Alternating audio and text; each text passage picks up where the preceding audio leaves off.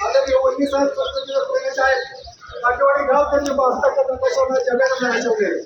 आज आम्ही हे काम करत असताना वहिनीला आम्ही जे स्वच्छतेचा प्रणेता म्हणतो त्या शाखा वाक्याचं भान आम्हाला पूर्णपणे संपूर्ण सर्वेक्षणामध्ये होतं.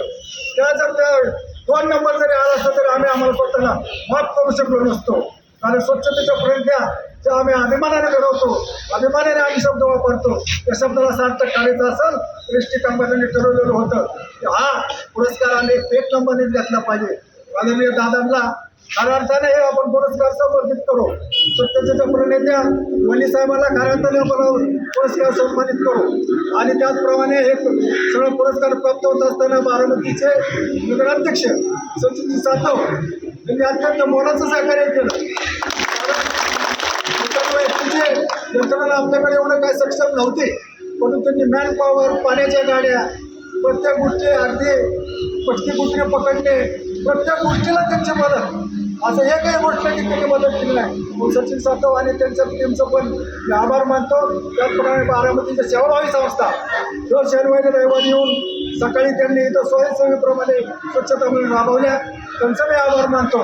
त्याचप्रमाणे बारामतीकरांचा मी समस्त आभार मानतो. सर्व प्रवासी मायबाप त्यांच्या सगळ्या कृपाशीर्वादाने त्यांनी भान ठेवलं.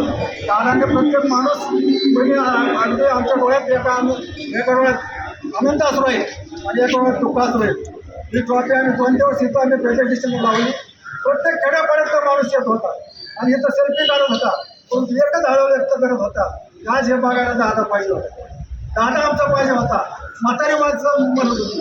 त्याच्यातच आपल्या नेत्याचं आपल्याविषयीचं प्रेम किती गाढं होतं, किती मोठं होतं ते आपल्याला दिसून येतं. परत एकदा मी आपल्या सगळ्या टीमचं कौतुक करतो. वहिनींना आपल्या आगाराच्या आगारावस्थेपासून विनंती करतो की आपण वहिनीचा चुकीचा सन्मान करू.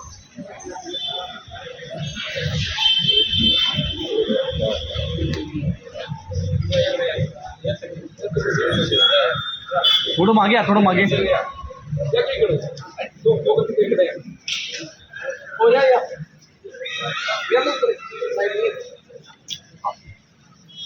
इकडे समोर बघा.